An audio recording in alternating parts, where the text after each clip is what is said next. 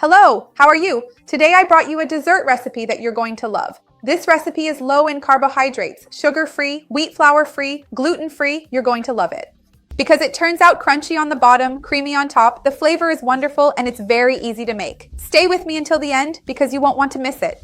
If you love easy, quick, and healthy recipes, you're going to love this channel. Take the opportunity to subscribe if you're new here and turn on the notification bell to get updates because there are new videos every day. You'll love them. Let's start our recipe, which is very easy. Just mix everything together here. Remember, as always, the ingredients, quantities, and nutritional information will be down below in the description.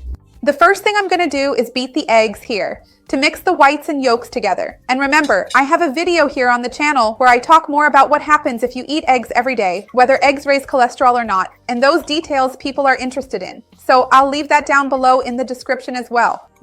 This pie I'm about to make, this dessert, is low carb. So if you like low carb dessert recipes, low carb versions of traditional sweets, give the video a like so I know you enjoy it and it also helps me a lot. Let's beat it here then. I'm going to add the baking sweetener now so it mixes well. You can use the baking sweetener of your choice, but it needs to be one that's oven and stove stable because this is going to be baked. So in this case, you can't use the liquid drop kind. Now, I'll add the finely shredded coconut and then give it a really good thorough mix.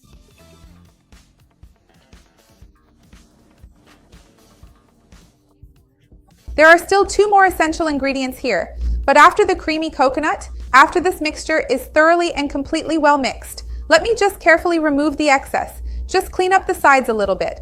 Now I am going to add what will truly give our dough our delightful tart base, its perfect and desired consistency. I'm going to add the coconut flour now. There's still one ingredient left for the end, but let me mix this well first. So look, the dough is already like this, but now I'm going to add the coconut oil. I'm going to add it spoonful by spoonful so we can see if we need to add more or less. But remember that the nutritional information will be down below. And at this point, I really like to get my hands in the dough. So let's mix everything together.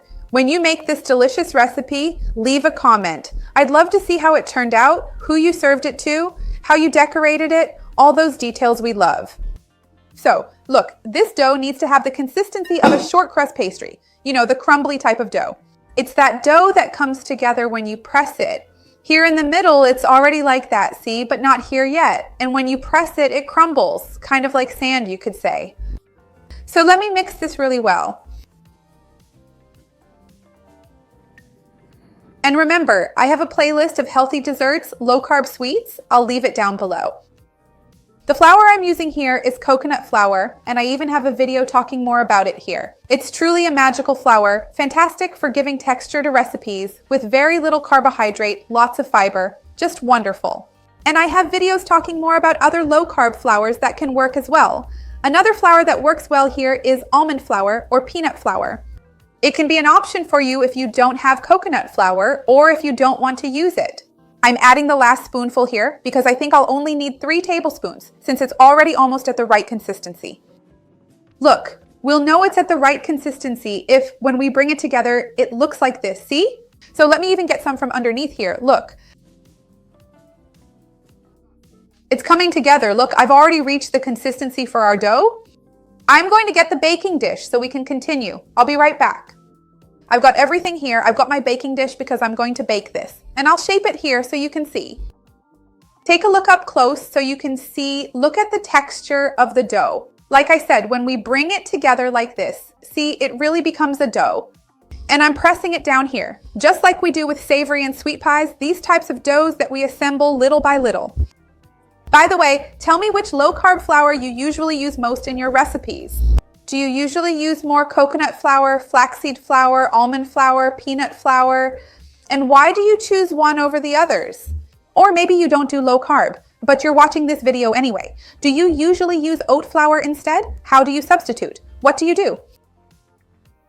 Let's put it together here. I'll just show you as an example how I'm going to do the sides so you can understand. Just like we do with empanada dough, look, we press it along the sides, joining it here, and whatever is left over, we remove from the top. See? And I keep doing it like this. I'll be right back with it lined, so we can move on to the second step. Hold on. Look, I'm done. I made the edges here, you can see. Let's take this beauty to bake. I think it'll be about 15 minutes, so don't leave the pie and go do something else, okay? Otherwise, you'll burn everything. When I come back, I'll tell you exactly how long it took. The oven is at 360 degrees, and then we'll make the filling. So it really was 15 minutes, just like I predicted. It's warm now, but I'm going to wait for it to cool down even more while we make the filling to save time. So just leave it here on the side. Here I have coconut milk. Remember, I have a video here on the channel actually, showing how to make your own homemade coconut milk, 100% natural. I'll leave it down below in the description. There's even a playlist here of plant-based milks. I'll leave it down below for you as well in case you're interested. I'm going to hydrate the gelatin in this coconut milk because I don't want to add any more water to our filling. So look, I'm sprinkling it in here and then I'll mix it with a spoon. And I'm going to put it in the microwave to heat it up. If you prefer, you can mix it and heat it in a double boiler. That's fine too. Any way that heats and dissolves it. I'll be right back with it dissolved so we can continue. Hold on. Okay, I've already mixed it here. Look, everything is well dissolved. And now I'm going to mix this into some other ingredients. I'm going to put it here then in my bigger bowl so everything fits. To this rich and creamy mixture of gelatin and coconut milk, I'm going to add a generous bit of non-fat plain yogurt, ensuring a smooth and consistent blend. Remember that I also have a video here where I talk more about how to buy a good yogurt, what you should look for on the label, and I even have a video about the 7 best probiotics where I share a recipe for making yogurt at home. And I'll leave those links down below in the description for you. Let's mix this here so it gets really smooth, and I'll go ahead and add the sweetener now. I'm using a non-caloric baking sweetener, but if you want to use drops, you can, because nothing else is going on the stove now, so you can use whichever sweetener you prefer. Mix it really well. And finally, I'm going to add the lime juice, which will also give it that curdled texture and a wonderful flavor. I love lime. It's refreshing. It's amazing. One of my favorite desserts. Tip, if you have passion fruit juice, it will also turn out amazing.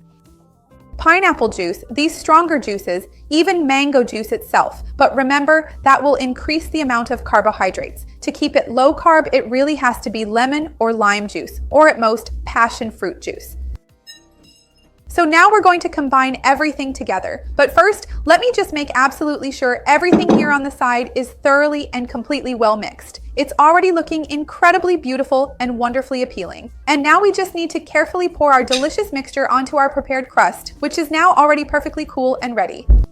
When you make this delicious recipe, leave a comment down below. I'd love to see how it turned out. And on top, since this is a lime pie, I'm going to do a basic decoration with lime zest, which will add practically no carbs, but will bring lots of bioactive compounds. I even have a video here talking more about the benefits of orange peel, and if you're interested, I can make one about the benefits of lemon and lime peel. If you want, write it down here in the comments for me. And we just sprinkle it on like this, little by little. I know it's beautiful, and I know it looks nice, and it's delicious too. But be careful not to overdo it because citrus peels in general, orange, lemon, are very acidic and have a very strong flavor. So if you pile it on here, it might end up being too much for whoever's going to eat it. So I just give it a little sprinkle like this and let's put it in the fridge. My mouth is watering already. I love sour things. Let's put it in the fridge now so everything can set, and when I come back, I'll cut a piece here. I'll be right back. The smell is amazing. Just another hour and a half for this to set. I'll cut a piece here so you can see.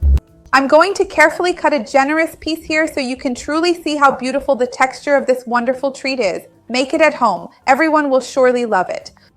I'll cut it slowly to try not to break it here.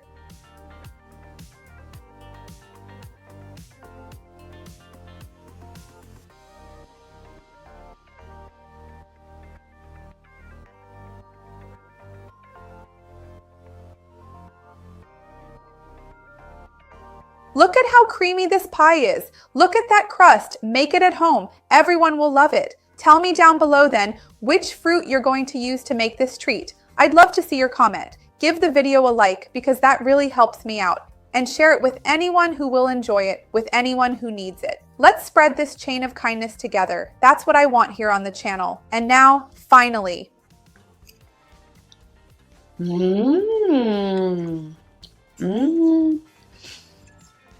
It turned out amazing. The bottom is just the right amount of crunchy, and the lime cream is delicious. Make it. See you next time. Bye.